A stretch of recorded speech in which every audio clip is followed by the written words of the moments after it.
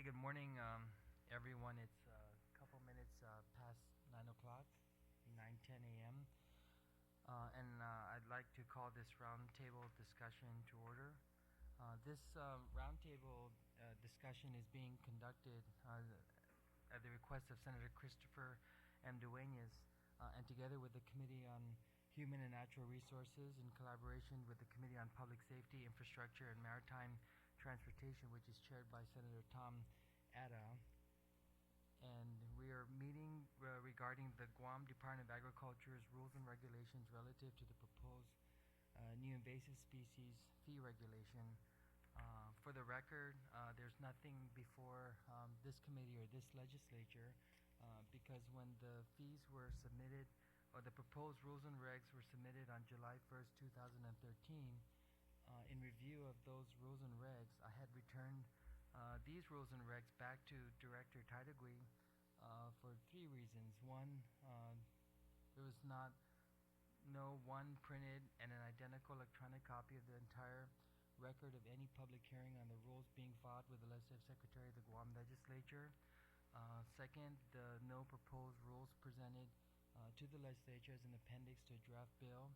And third, there was no economic impact statement, was not comprehensive. And so hopefully this morning we can get an update from the Director of Agriculture to see where these rules and regs are.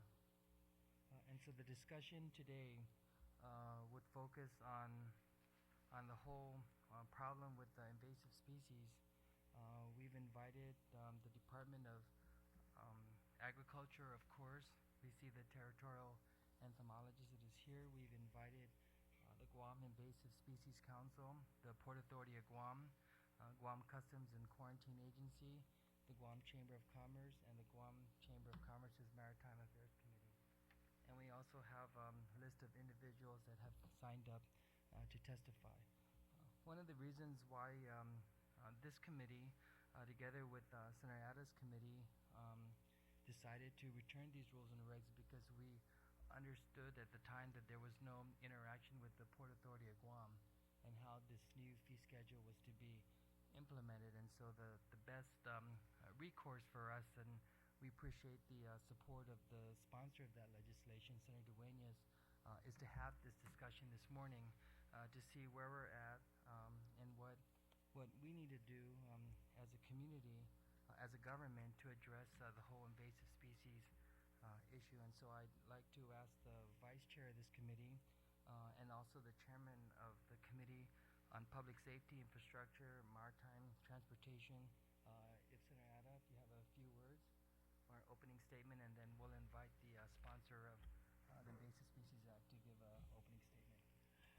Thank you very much, Mr. Chairman. I just want to say that, of course, I think this is an important piece of legislation.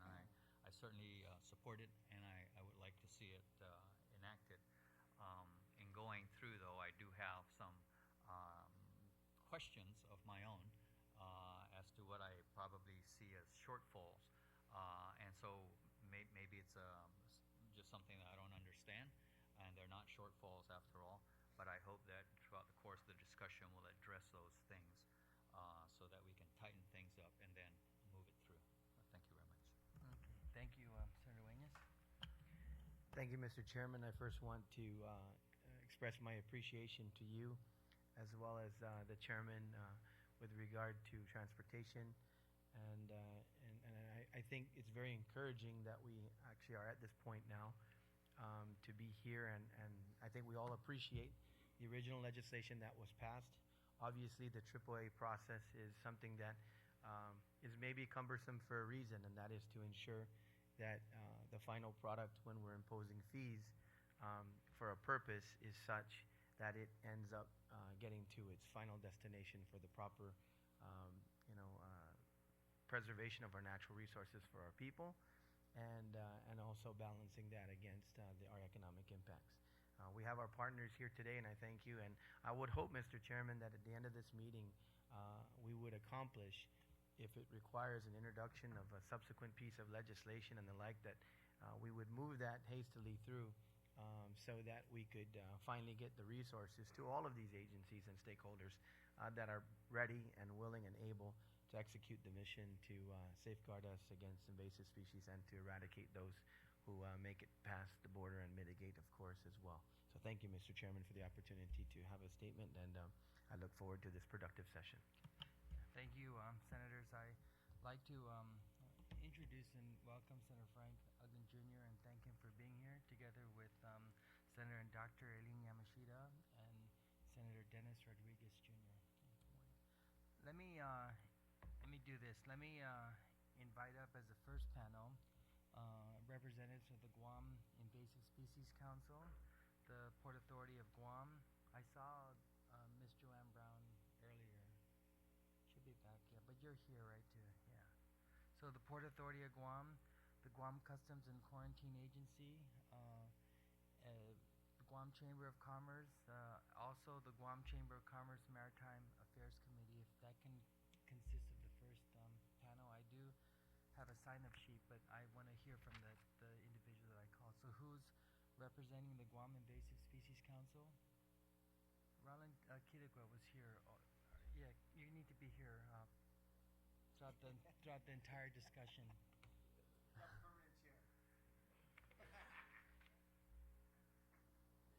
Dr. Campbell, are you going to join us? Who is going to represent the Port Authority? And Customs and Quarantine?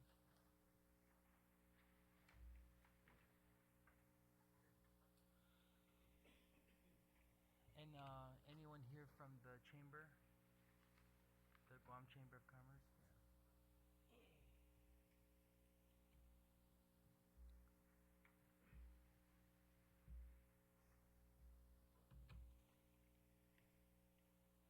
Okay. We have 3 empty seats for this panel. Anyone else who signed in would like to join us for this first panel?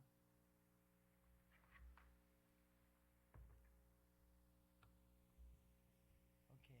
I'm going to go around the room and ask you to speak into the microphone and introduce yourselves, and then I'll generate some overview to which we shall proceed. Good morning. My name is Major Vincent S.N. Perez. I am currently the acting chief, but in my regular capacity, I am the division chief for the Inspection and Control Division of the Guam Customs and Quarantine Agency. Thank you, Chief. Good morning. My name is James Diaz. I'm filling in an acting capacity for the Director of Customs, Pedro Leon Guerrero. Okay, good morning. Good morning. My name is Felix Pangilinan. I am the Deputy General Manager to the Port Authority of Guam Operations. Good morning. Good morning, Guam City Taitagui. I'm the Director of the Department of Agriculture. Good morning, Director. Good morning. I'm Russell Campbell. I'm the entomologist with the Guam Department of Agriculture. Good morning. Paige Butler, Chairman for the Guam Chamber of Commerce Maritime Affairs Committee. Good morning. Thank you for being here. Hi, good morning. Glenn Nelson, Commercial Manager, Port Authority of Guam. Morning. I'm Ross Miller, Professor of Entomology at University of Guam. Roland Kidigwa, Guam Invasive Species Council, Northern Shoreline Water Conservation District. Today, my name is Dr. Aubrey Moore. I'm an entomologist at the University of Guam. Okay, good morning. And you've already met us, right? You have an idea of who we are, right? Okay, so I just started to talk about on July 1st, 2013, the Director of Agriculture submitted these proposed rules and regulations to the Legislative Secretary of the 32nd Guam Legislature. And after review of these proposed rules and regs, my committee determined that it did not meet the elements of the AAA process. And as Senator Duenas pointed out, the AAA is designed so that there's public input and so that there's some interaction, a lot of interaction with the community and also with the legislature. We have additional opportunity to have public hearings. When we received this rules and regs, Director Taitagui, we've also received some feedback that the Port Authority of Guam wasn't involved in the development of these rules and regs, and there were a lot of questions concerning how the $44 per container was going to be assessed and the mechanism by which these monies will be collected and transmitted. And as a result, we had back to your department, and you certainly didn't have any objections to our findings that there was no record of a public hearing that was conducted. There was no proposed rules presented to the legislature as an appendix to a draft bill, and there was no economic impact statement that we determined was not comprehensive enough for these rules to go through. So instead of rejecting these rules as a legislature, we returned it to your department so we can give you some opportunity to take a look at our findings and see how you can address those findings so we can move forward with the spirit of a law sponsored by Senator Duenas. So at this time, can you or your representative give us an update on where we're at with proposed rules and regs, and if it's something as easy as you just resubmitting it to the legislature? This was back in July of 2013, to which the matter was returned back to you on September 27th of last year. Dr. Campbell? Yes, thank you, Chair. And thank you for this opportunity to bring everybody up to date. Yes, we do realize that some of the original submissions perhaps were deficient, but we have taken steps to satisfy those requests that you sent back with the original submission. There was a public hearing held, however, in the transmittal letter to the legislature, we did indicate that there were no comments, no one came to the public hearing, and there were no written comments either. That's why there was no entire record of any public hearing. The concern about presenting the rules as an appendix to a draft bill is something that we could do if we knew how to do it. That's simply a matter of formatting the material, we believe. The matter concerning the economic impact statement not being comprehensive, we have addressed by requesting the assistance of the chief economist with the Bureau of Statistics and Plans, Mr. Albert Perez.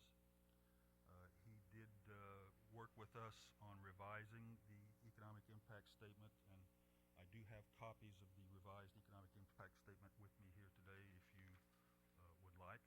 And also I have revised the actual fee regulation itself just to reflect another additional change which you had pointed out in your letter, which was the concern about federal preemption of the fee being applied to air cargo.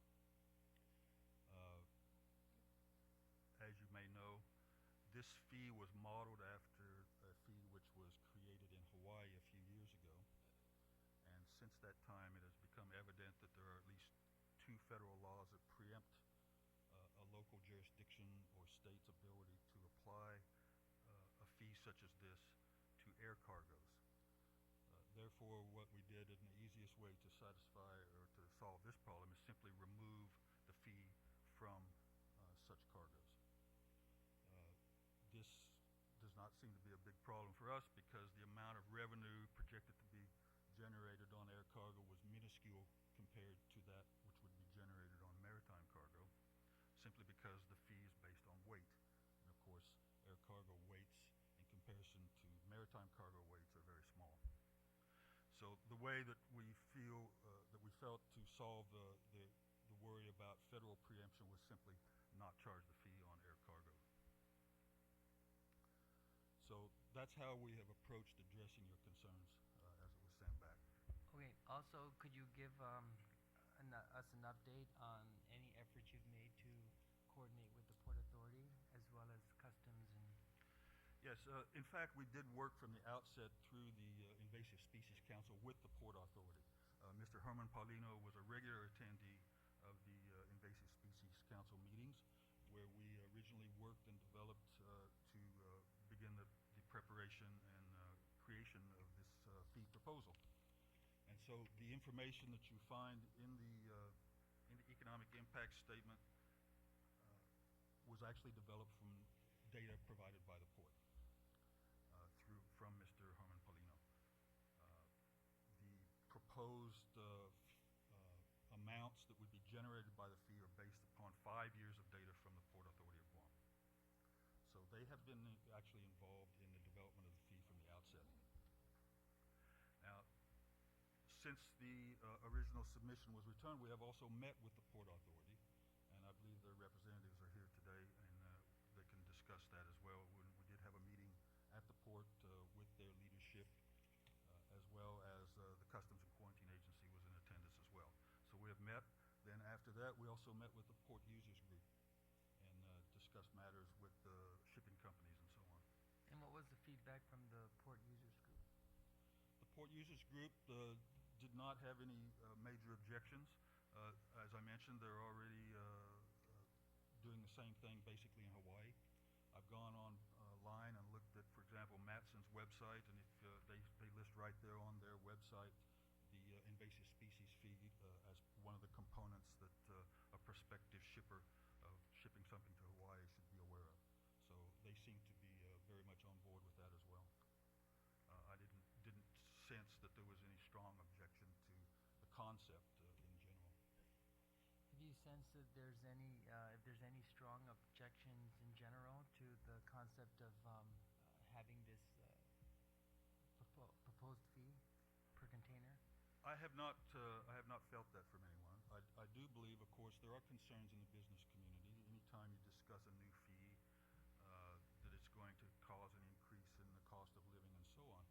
But I think most people on Guam are quite cognizant of the impacts of invasive species, and that they are long-term costly things to society, and that if we can do something to prevent these things from coming here, getting established, and causing long-term control expenses, then it will probably work out to be much better in the long run to accept a small fee and actually do the things that we can do to try and limit these destructive pests from getting here in the first place.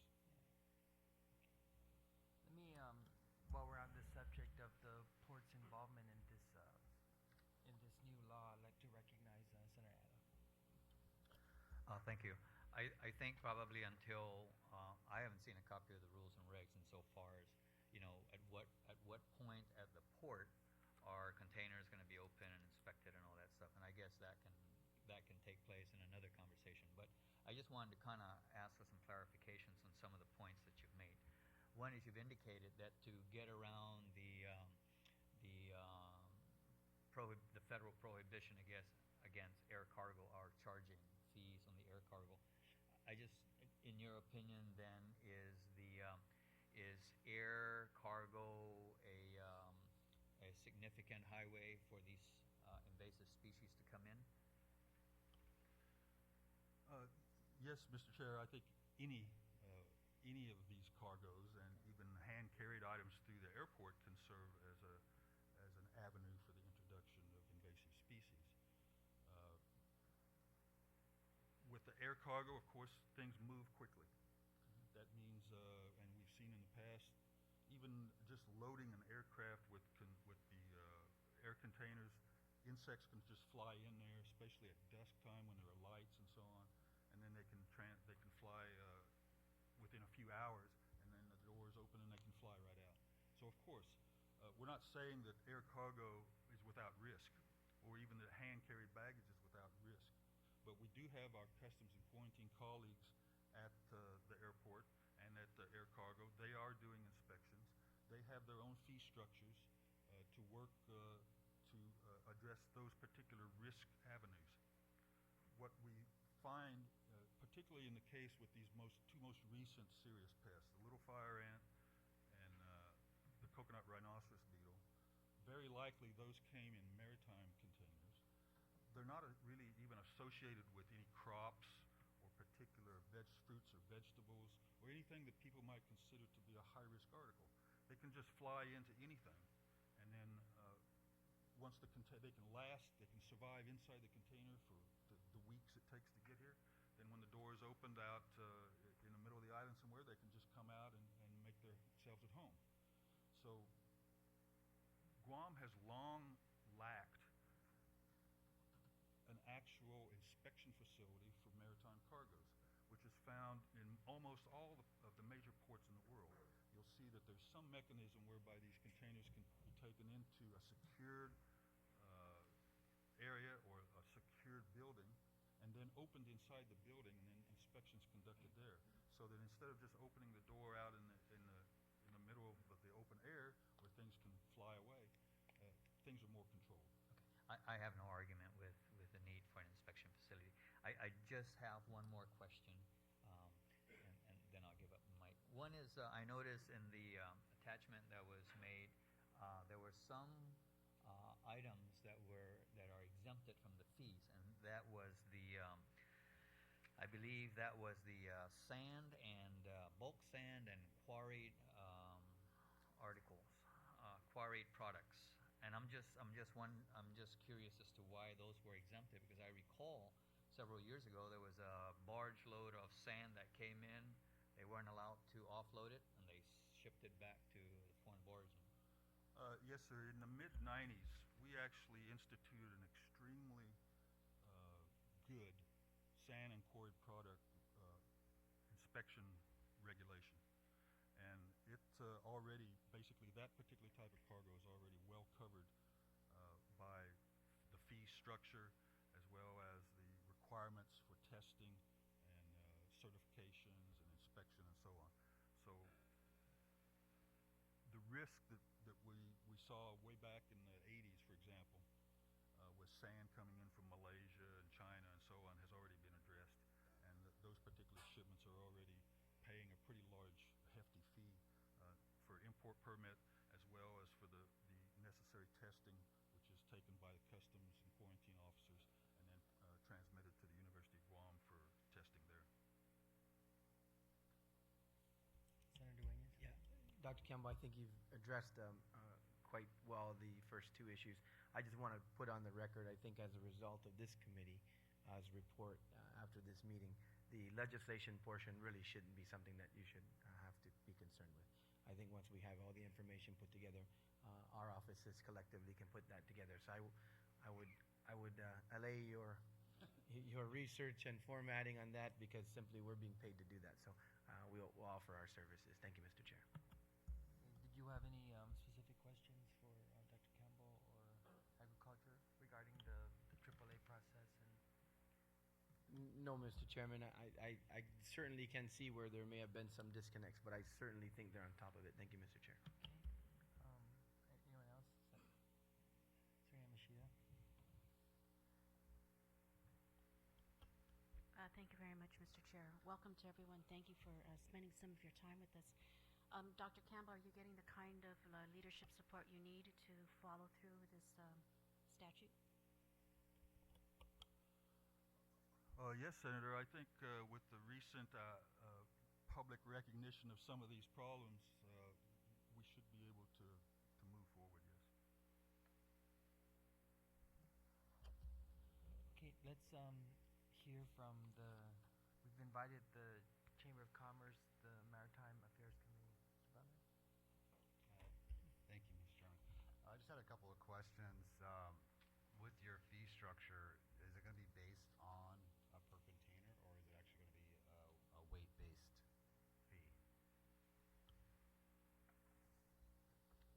Yes, sir. As I mentioned, it's a weight-based fee modeled after that instituted in Hawaii. It's 75 cents per 1,000 pounds. So it works out to, on an average 40-foot container, it works out to about $33 per container. Okay. Yeah, I'm just going to add into that because I met with all the shippers about 3 weeks ago on this issue. The reason why they use a can rate is it's the easiest rate of measurement for implementing a fee. It will not be, of course, you're going to have a lot of break bulk cargo. You're going to have, a different type of cargo that's coming in. As the chairman mentioned, the aggregate issue was addressed.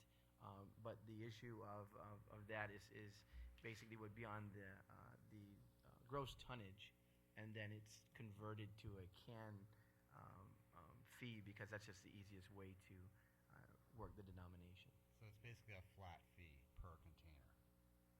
No, that's a unit of measurement, tonnage. a unit of measurement for the or a calculation to kind of get to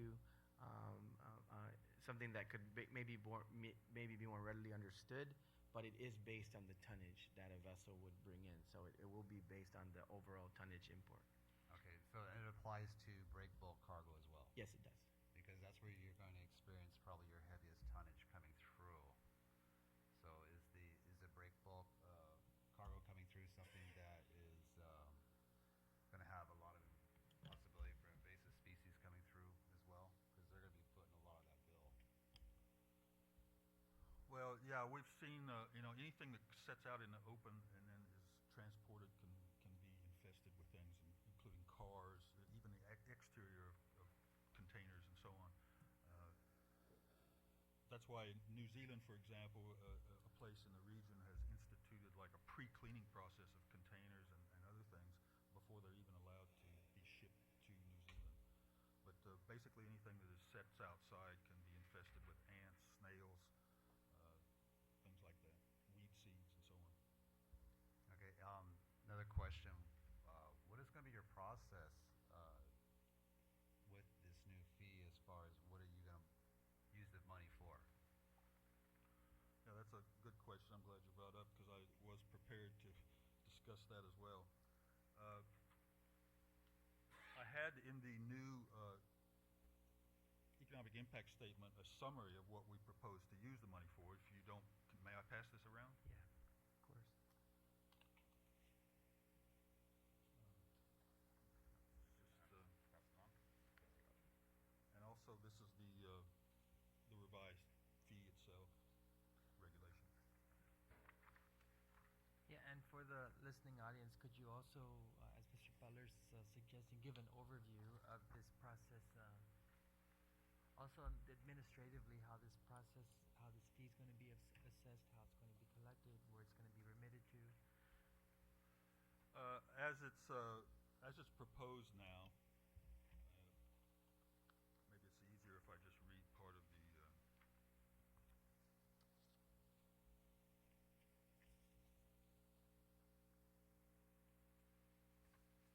Let me just read from one of these.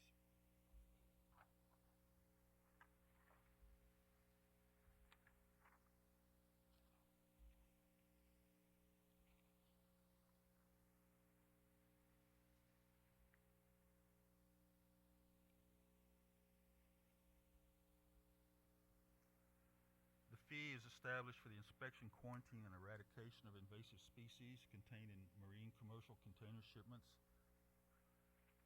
foreign or domestic, which would be brought into Guam. The fee shall be paid by the person responsible for paying the freight charges to the transportation company, who shall collect the fee and forward the payment to the Department of Agriculture at the port of disembarkation, provided that the transportation company shall not be liable for any fee that is not paid by the person responsible for paying the freight charges to the transportation company.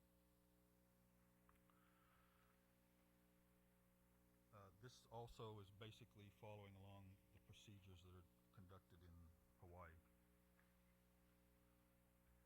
We realize that there's going to be some details to be worked out, probably, and but essentially that's the gist of the things. As far as what the proposed fee would be used for, I think it's also in the economic impact statement on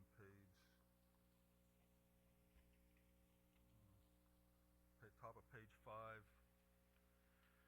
and I'll just read the paragraph right before that. Since the new fee is projected to initially generate about $2 million per year, the Department of Agriculture's Biosecurity Division is proposing to initially expend that amount of funds annually in the following manner. I would point out that the Public Law 31-43 authorized the Department of Agriculture to create a new biosecurity division, and that division was in fact created November the 10th, 2011 by order of Acting Governor Raymond S. Tenoyo. So that division does now exist. It only has 4 personnel, however. The funds that would be generated from this proposed new fee would be used primarily for new personnel for the 2 sections under this new division. New or vacant staffing for the plant inspection section proposing, this is of course a proposal, of $594,753 per annum. The other new section, the invasive species section, which would be tasked with actually going out into the field, trying to localize and eradicate any new invasive species or invasive species that are causing significant damage to our island. Would also have 10 new personnel, and the funds allocated to that would be $448,833 per annum. We've also put in $110,000 for operations. Then there are the two other items here which I'd like to explain a little. The emergency response fund set aside of $100,000 per annum. We have found in the past that we simply are in big trouble if a new invasive gets here because we can't get boots on the ground fast. We don't have funding available. We need to be able to attack these invasives as soon as they are found, as soon as they are identified on island.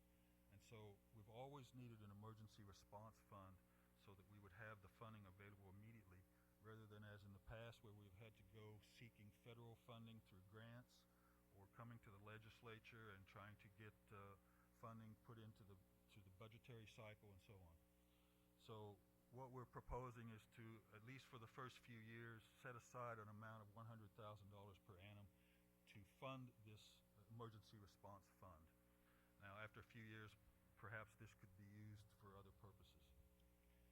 Then the other thing that's listed here in the proposed use for the new fee would be a set aside for actually constructing an inspection facility near the port to be able to allow our customs and quarantine colleagues to have a facility, and also for the Department of Agriculture to have a facility where we can work together to make sure that containers have a place where they can be inspected safely without causing additional risk to the island.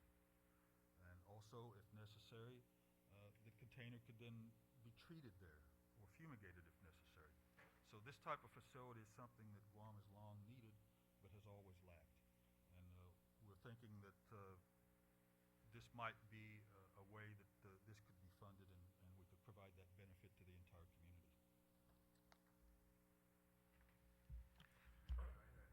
A couple more questions Okay. in regards to your budget process here. What is the amount of personnel that you're anticipating hiring to that the funds needed for? Okay, the number of personnel for each section would get 10 personnel. In each area? So 20 total. The plant inspection section, some of these personnel are high-level scientists as well as an invasive species coordinator, as was mandated in the law. So that's why their salaries are up there pretty high.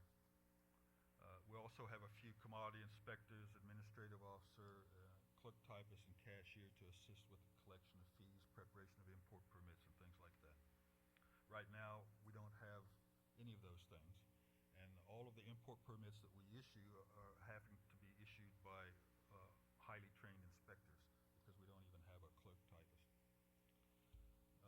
Then I mentioned the other section has no staffing right now. That's the group that would be going out in the field to address the actual issues that we're facing right now, such as the coconut rhinoceros beetle, little fire ant, and so on. We're currently, of course, we have a coconut rhinoceros beetle program that's been funded by this legislature from the Tourist Attraction Fund, but also largely by federal funds that we've been able to get from the United States Department of Agriculture and the U.S. Forest Service. Those things will dry up soon, and if we're to continue to have a force that we can send out to assist the farmers and the general public, as well as even the hotels and so on in the tourism industry, then that's what that section would be tasked to do. Thank you.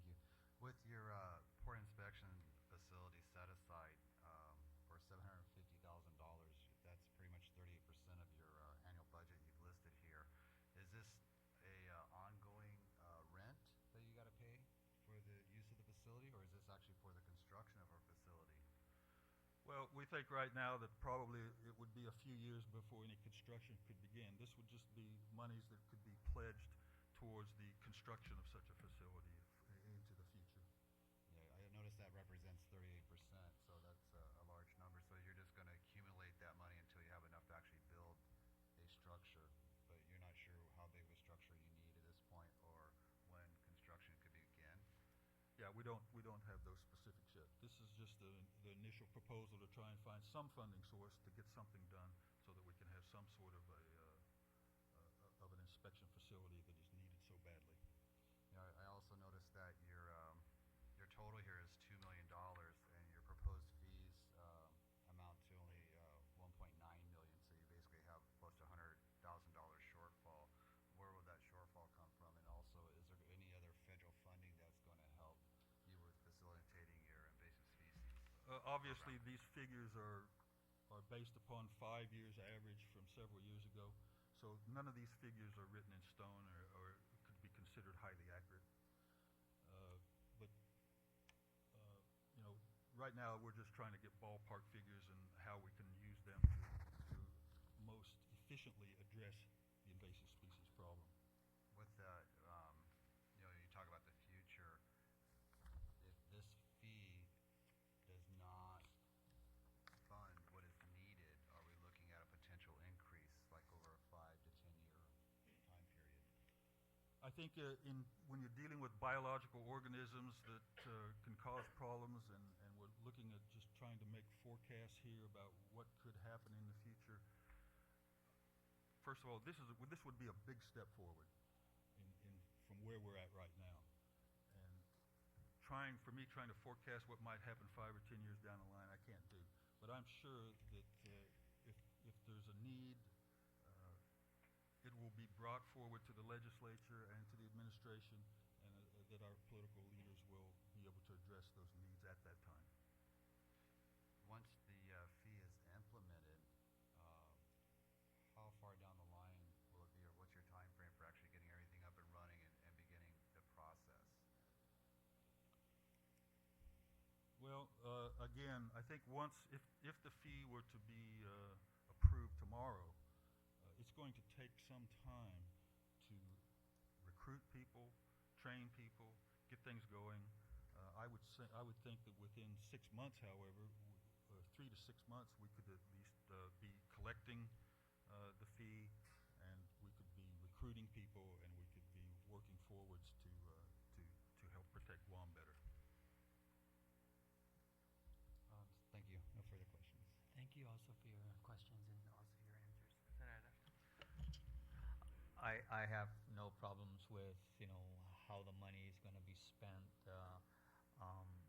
and how much is going to be assessed and all that. The one question that I do have is where is the teeth in this fee collection? The trucking company has 15 days to bill the person that's bringing it in. If I remitted the payments, they have 45 days. But if they decide not to do anything, so what? And so at the end of the year, we're going to find that nothing's been collected, but there's nothing in the proposed, bill. And that's something we're going to need to address up front, right on. I was thinking maybe the possibility of if payments are not remitted in a reasonable amount of time, you normally have your 30, 60, 90 days, goes to a collection agency or whatever.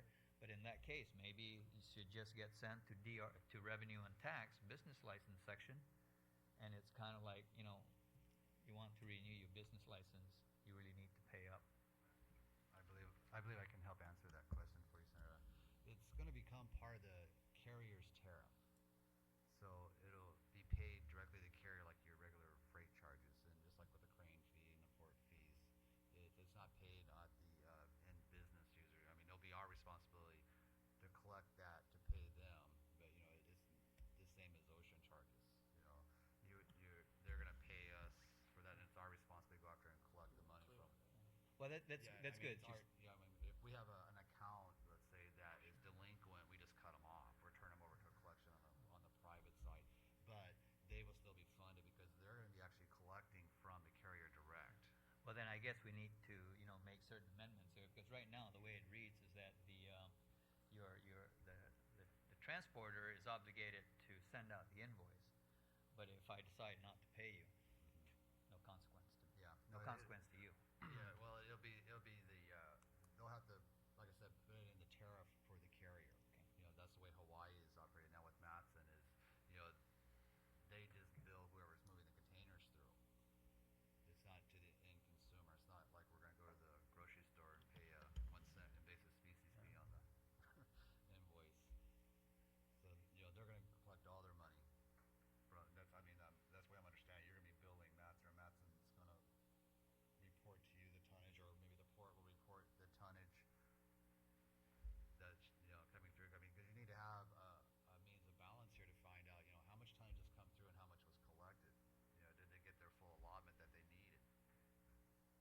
And then also that brings up a concern too, is if let's say we fall on rough economical times, and then the tonnage actually declines annually.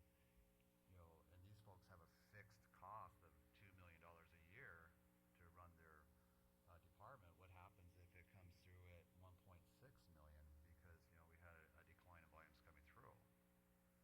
And that brings up. I'm sorry, I have one more question. Do these fees apply to transshipment cargo? Because I believe that's part of your tonnage report, wouldn't it? So if you're only going to apply this to Guam destined cargo, then your figures may be off a bit if your fee is based on the tonnage flowing through the port, because they do handle quite a bit of transshipment cargo. Yeah, I'm just looking at, well, I don't really have the percentage right now with me, but when you put down, or it's indicated where freight brought into Guam, the concern in our last meeting, or I brought up, was more of the transshipment cargo that stays in the port, never goes out. The numbers, not too sure whether they provided the numbers based on overall tonnage or they put local containers, because your tonnage can be both your transshipment cargo, which never leaves the port. You can have your local cargo, and you can have other cargoes like overstows or shifted containers that we take down, but just goes back up right away. So that needs to be spelled out so that whether it's the carrier or the port provides that information, we can screen that out, basically. Thank you, Mr. Chairman. This is a great discussion, and those are great points to bring to the forefront. The experience that the Department of Agriculture has had, and it's one of the reasons why in drafting the legislation, this is not new to them in terms of their frontline capabilities. We have, of course, our customs folks who have assumed a large role with regard to that. The thing is that, of course, even in putting this bill together, we had a great discussion about the understanding of the border, and then and at the border, and then the border in. Once again, to reiterate, this effort, and that's why agriculture is at the front here, and they've got that staffing pattern put together. This effort is, when those pests have made it through, your first line, of course, is your mitigation to try to control it. And then if it gets crazy out of control, it's that eradication stage that we're at with now a lot of the ones that are making the news, the little fire ant and the rhinoceros beetle. The idea when we drafted the legislation was, just like in any other governmental operation, you have a staffing pattern, and you wouldn't be responsible for the director to ramp up to a position of anticipation of all of their revenue in order to and then have to deal with that, or the local legislature deal with that. Because you're right, as the containers coming in or shipping would contract, I'm sure our economy would contract too, and that would mean, I'm sure, the general fund revenues wouldn't be there for that purpose. So I think the staffing pattern that they put forward in the economic study is such that it's flexible with regard to that. And also, I do appreciate the fact on the revolving fund for standing up. I anticipate, and this is one thing, we're here at the legislature now once again. Every year we go through and we deal with our annual budget. Just because we have a fee that's in place doesn't mean that that's set in stone and it's gospel. I mean, if we see a tracking to where that's building up, and we know that it's either their other staffing pattern needs to be adjusted or the like.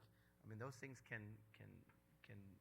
happen with regard to the way the fee schedule is put together. But I think if you look at right now, it's basically volunteerism now of our partners at the University of Guam and other agencies that are doing the best that they can, and private people coming forward, putting contraptions together that we saw yesterday that are down there to try to help deal with this. So I definitely understand, and great questions in terms of the budget.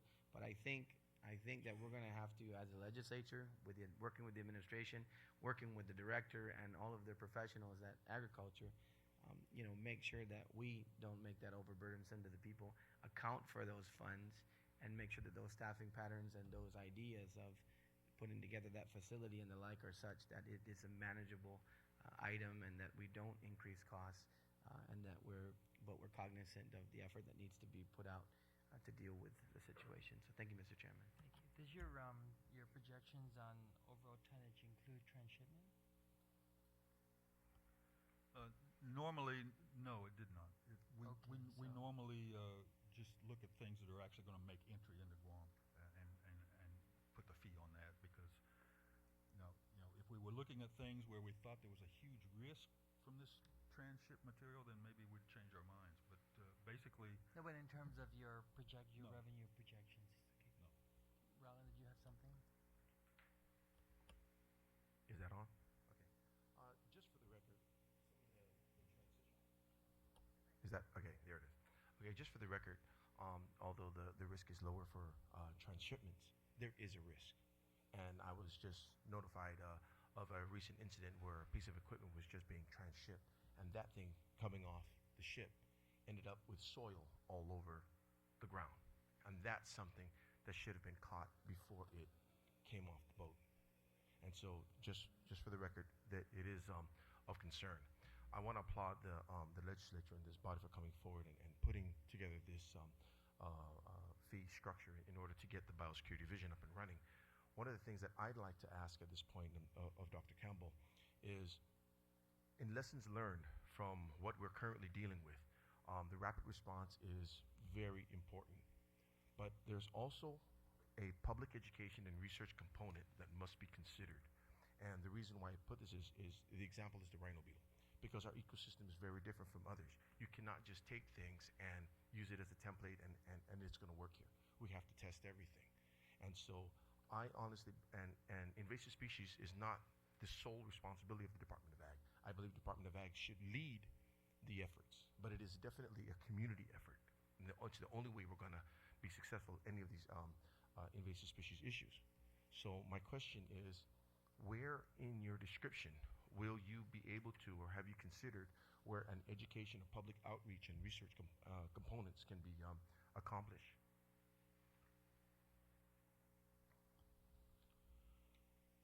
I guess you're talking about what you mean in the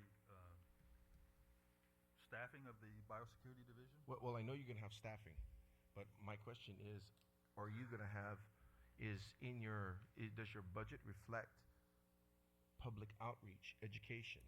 Definitely, in the models that I have seen that work, is that you've got to get people, you've got to get some of these guys into the schools. You've got to have people who are going to be doing public outreach. There's got to be a research component as well.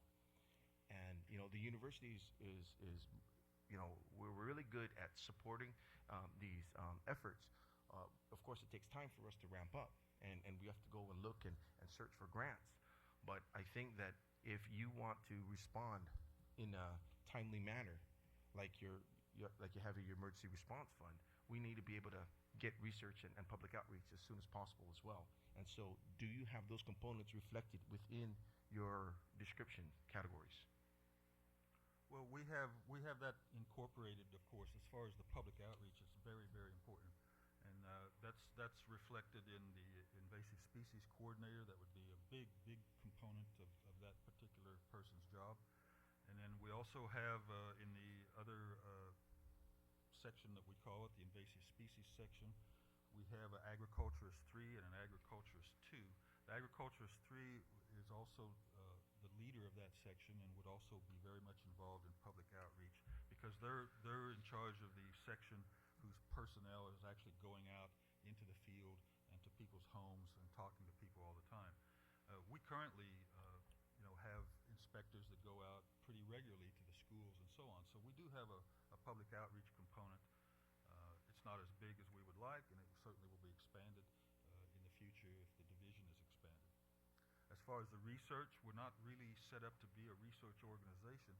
Of course, we understand the importance of research, and we work very closely with some of the people that are sitting here at the table right now, conducting research on various invasive species. So we understand that the university's primary mission is teaching, research, and extension, and we wish to continue to work very closely with the university to further pursue those endeavors. And any research that's generated through those activities, of course, we were ready to apply that immediately in the field.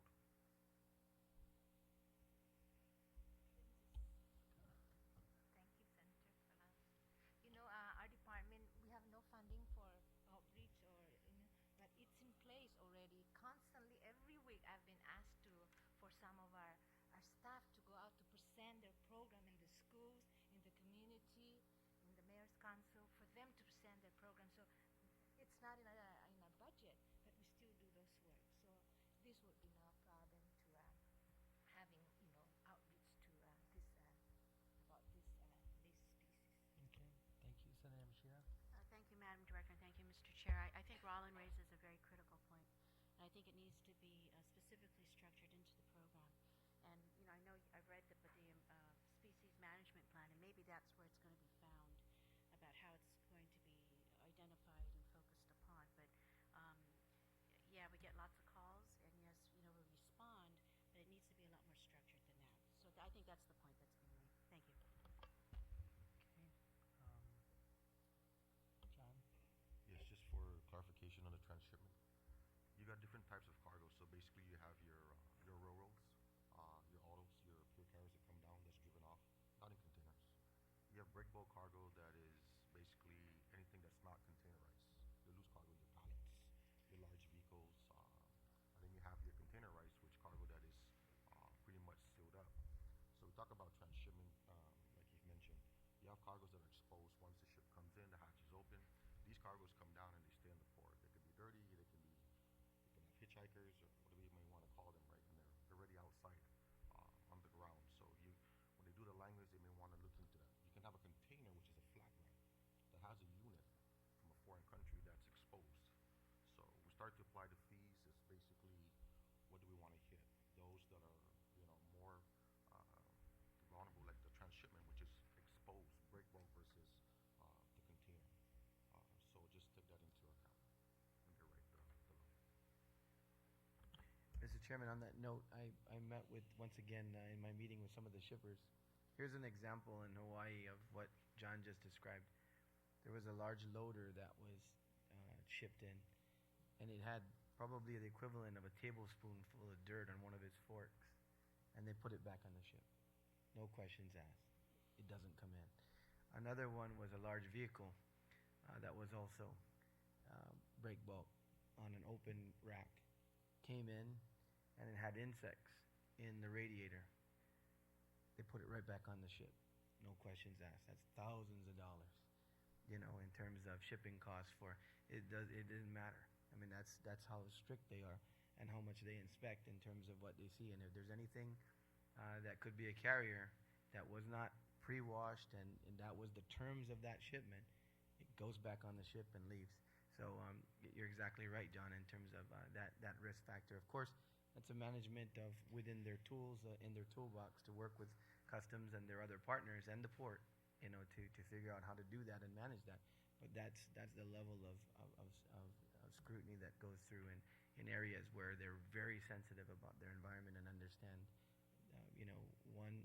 one invasive species could shut down their tourism industry just like us. So, Let thank you, me Mr. ask Chair. if customs has that same protocol here. Chief, any experiences in returning containers back? No, Senator, we don't have experience in sending them back, but we do have the protocols in place that when a vehicle or any type of equipment comes into port and we identify it, they go to a wash down and they get cleaned. But I believe that we need to improve the protocols, and we're in support of any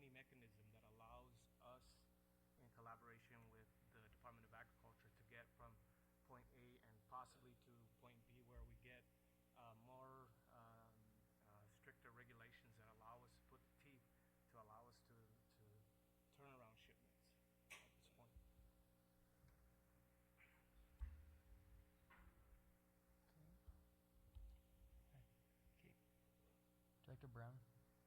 I wanted to respond on this point because, I mean, we know we've been dealing with this issue for many years with regards to invasive species and the protocols involved in how Customs does their inspections at the port. The incident that Roland had talked about happened a little over a month ago. And we had a piece of heavy equipment that had tracks on it. And the way I found out about it is we just another afternoon, which I don't know is always good, but we're out in the yard, and I'm wondering, why do we have these tracks on the asphalt, which is, number one, something that should not have happened. The second factor is, why are we tracking dirt? Only to find out that this piece of heavy equipment, which was part of transshipment into Guam, was brought off the vessel, was driven around our yard, and we were able to follow it. Felix and I were able to follow it back to where it was parked in the yard, and we brought the matter up to Customs. The initial response was that's under Guam EPA, and I think it brought to light a very critical issue: is that the concern needs to be there, certainly also on the part of the carriers before they load this cargo onto their vessel. We should be able to react very quickly to ensure that once we have evidence of this, and certainly it's something we need to work on also with our employees, because of course their focus is how do they get the cargo off the ship in a timely manner, in a safe manner. And then there's this other layer of ensuring, is there anything with this particular cargo we need to be concerned with? And we know that soils and dirt, whichever Roland prefers the terminology here, is a critical carrier. And to see that happen in this day and age, and we know a number of years ago when we transferred the authority from PPQ and Department of Agriculture, when we had this whole issue with 9/11 and the consolidation of inspections and how critical at the border that was, we essentially transferred the funding and we transferred the personnel to Customs.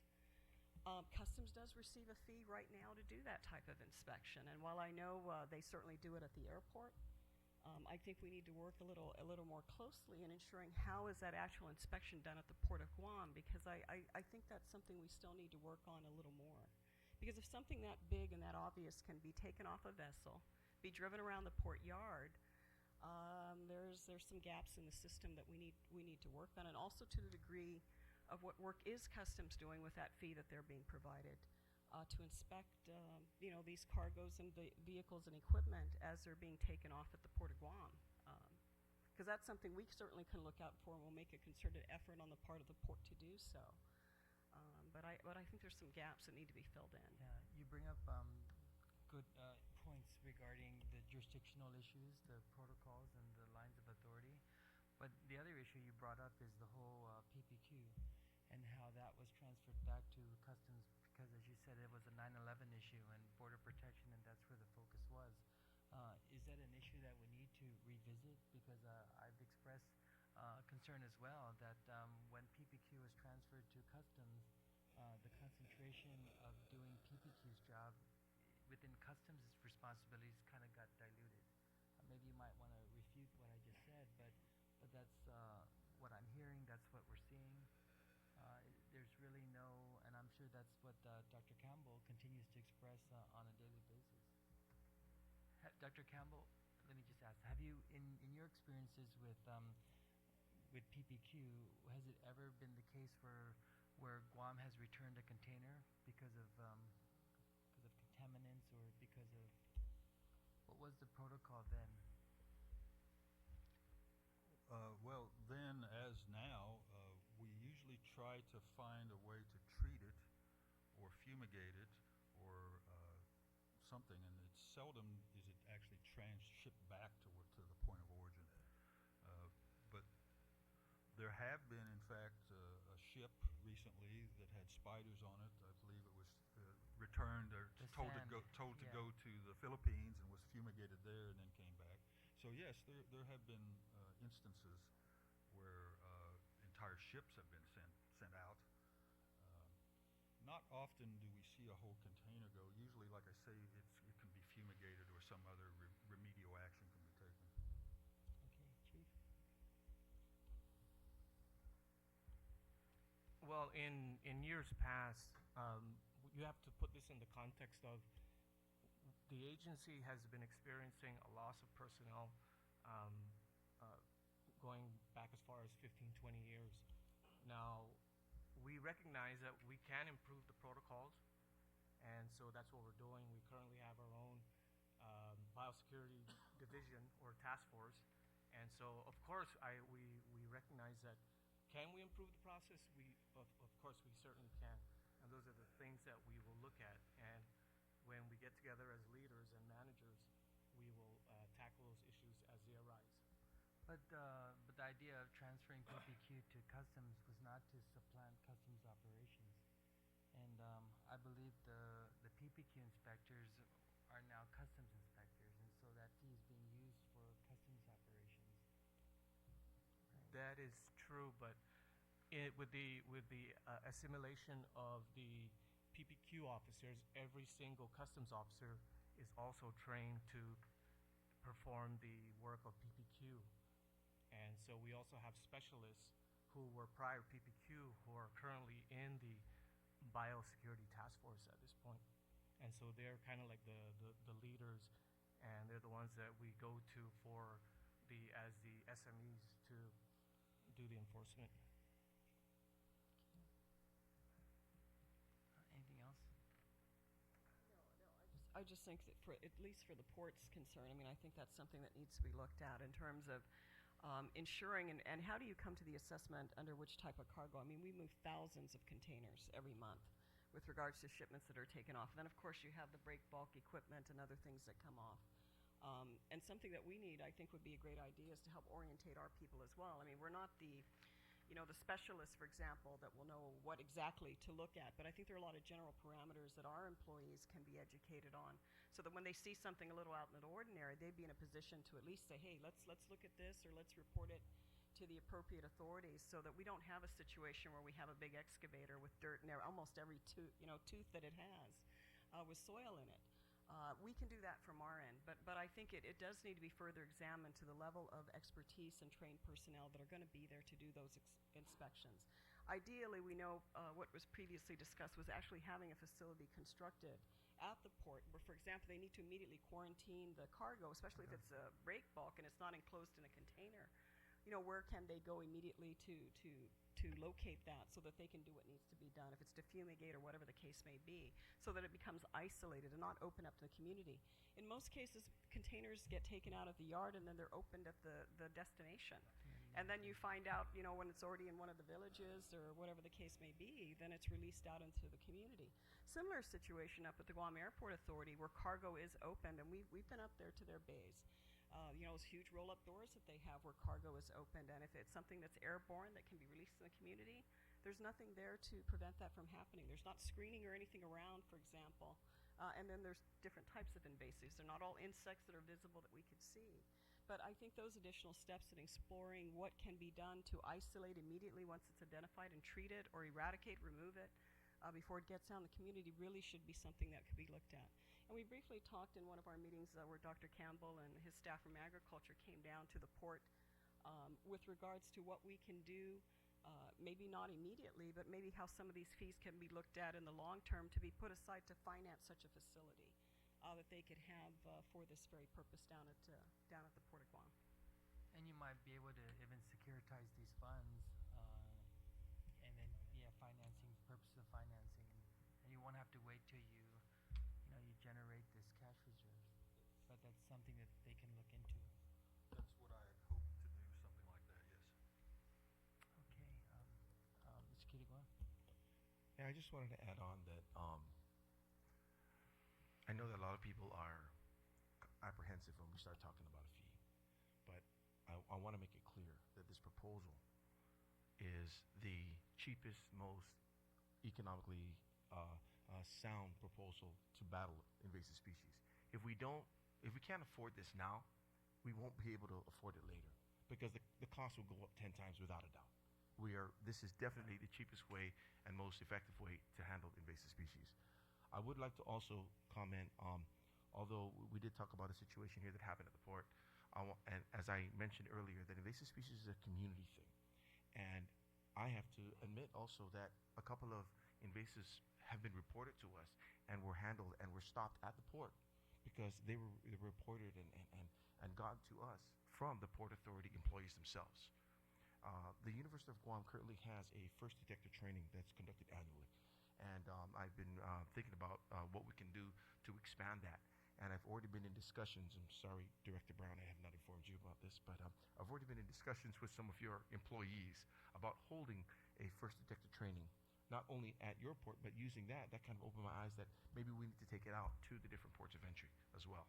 So thank you very much for bringing that up, and we'll let you know that we'll get back to you on that. Senator Duenas? For the purposes, because we're really concentrating on the fee, and that's really important, Chairman, both Chairman.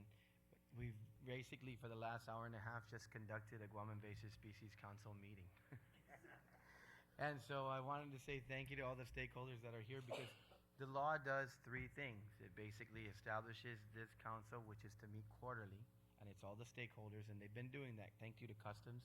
They've hosted, I think, almost every one of these meetings up in the airport. And then the second, of course, is the Biosecurity Division within agriculture. And the third is the fee, in order to be able to provide the resources to all the good work that our partners have done. In fairness to Customs, and I'm not saying it hasn't been unfair, it's been unfair.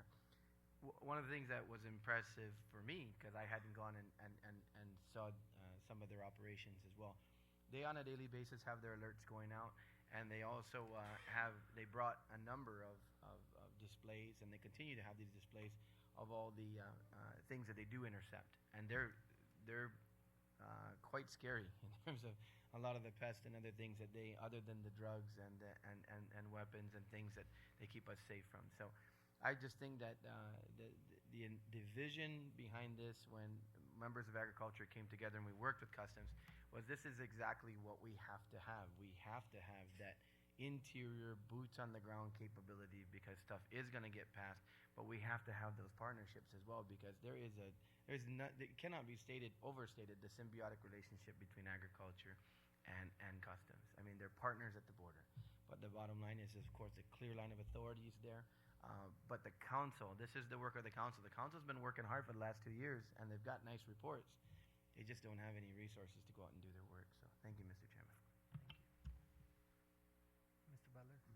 I just want to put on the record that, we're not against the fee.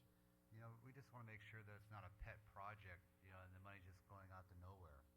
If the money's going to be collected, we just want to ensure that's being well spent and being spent on what it's intended for, and then it does serve a purpose, and we have some results from it. Thank you. And I think at the end of the day, that's what everybody hopes for, right? That the fees that are being assessed is going to where it should go to. And I also echo Senator Duenas' sentiments regarding Customs work over the years. We know your responsibilities of drug interdiction at the border, but I want some assurances that you guys have resolved the jurisdictional issues through the Biosecurities Task Force.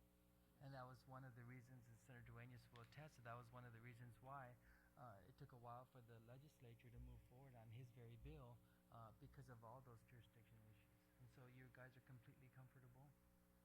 Yes. As stated earlier, we do also have the Invasive Species Council, and we have the quarterly meetings that we regularly attend or host.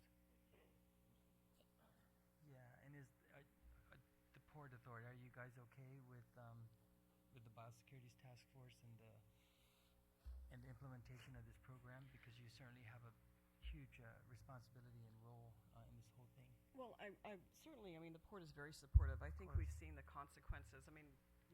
I was up at the University of Guam a few years ago when this whole issue with the rhino beetle came to light. And now our community, unfortunately, is seeing the incredible consequences of not having the resources readily available, and especially the funding immediately available to be able to address these concerns as quickly as possible.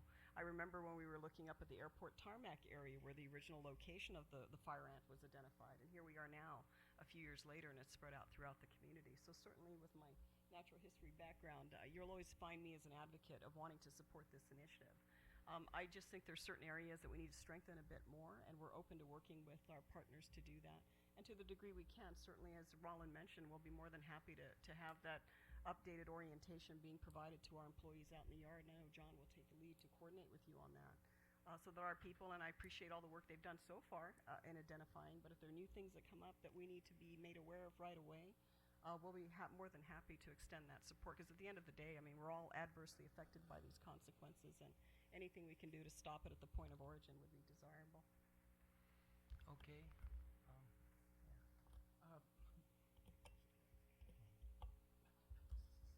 My main interest here is the smallest amount in the budget. It's the Emergency Response Fund. This is totally necessary. The ant that you alluded to was actually eradicated. It wasn't the little fire ant. It was a new ant for Guam, and it was detected very early. In fact, the only place that it was found was at the airport. Dr. Miller was able to get in there and totally wipe it out. Eradication means totally wiping it off the island. Yeah. Little ant's a different story. It's been here 2 years, more than 2 years, and the first treatment for the little fire ant actually happened this week. Reason is there's no emergency funding for invasive species present.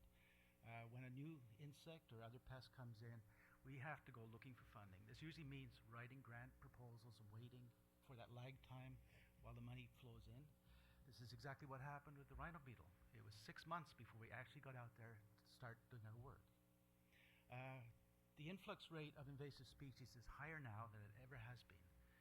We are detecting about 1 new species of insect per month here on Guam. 20 years ago, it used to be 1.5 to 2.5 insect pests per year. So we're almost a magnitude higher now. In the meantime, our professional capacity has gone down. We used to have 9 PhD level entomologists working in Micronesia. Now we have 3. We're all in this room right now. So I'm very anxious to see this, what I call it a war chest, some money that's available, readily available, so that we get out there and do the work before it's too late. What we need to do immediately, we identify something new, is do what's called a delimiting survey, find out how well it's spread over the island. We're not even able to do that at this point. We just don't have the capacity. So that would be the first step, see how well spread it is. If it's still very localized, we have a chance of wiping it out, eradicating it, problem solved. The sooner you can do that, cheaper it is. Thank you. Okay. And Director Tadigui and Dr. Campbell, you're fairly comfortable with the revisions you made regarding the proposed rules and reg and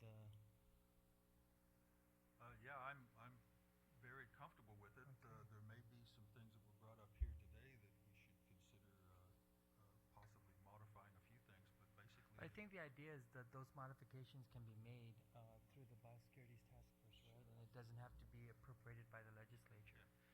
Yeah. It's just getting the framework of allowing for these fees to be assessed, collected, and ultimately you'd have to be the ones to allocate those funds and spend those funds accordingly. Yeah, I think that was the whole idea. Yeah. We wanted to get to where we had some kind of a viable framework that we could work with. How soon can you resubmit the updated rules and regs, the EIS, and the evidence of that public hearing that you conducted? A couple of days. Okay. I mean, I don't see that what I passed out, it doesn't look to me like there needs to be any changes, really. Okay. Because the idea is that when I return the rules and regs to agriculture, I think the time doesn't toll. And so once I think I returned it on the 89th day, another day it would have been implemented automatically, but I returned it because of the concerns addressed by several members of the community, including the Port Authority, to clarify their involvement in this. And so I think if you resubmit under that, when was it, July? Under your July 1st submittal, I think legislatively it could be a default to approval, right, Senator Brown? It depends on when it's useful to have default to approve. Now you're Senator Brown. Earlier you were Director Brown. I never call myself senator anymore, but the only issue again for the port, I mean, as was discussed during that meeting, is if the carriers are going to be doing the collection, then it's not an issue for the port, because otherwise it's an additional administrative cost we'd have to encumber. So if it moves forward with the carrier doing it, it's not an issue for us. No, and that's what you're showing, right? Because earlier that wasn't clarified.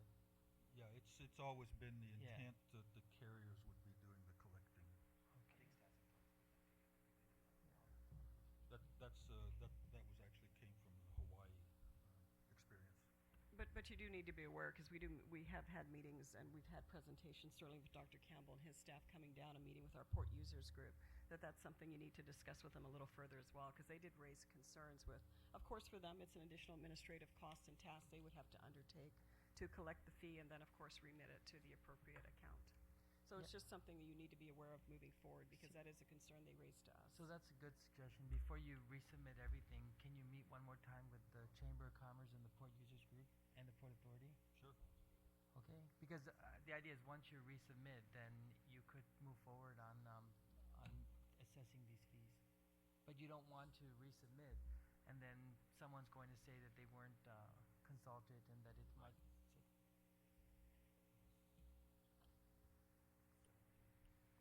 Well, we're going to be meeting with our port users group in a few days, so we will again reiterate this point to them, but it's just something you need to be aware of. I mean, you'd have to dialogue directly with them with regards to any further concerns, but if they raise any further concerns to us, we'll be more than happy to.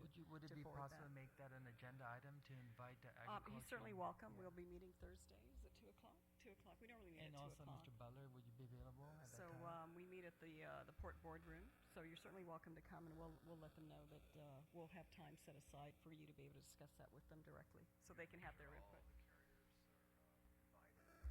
We notify all our port users groups for all our meetings, and we meet every month. That's their choice. Yeah. We're all big boys and girls. That's their choice if they choose not to show up. But we do provide due notice to all our port user members.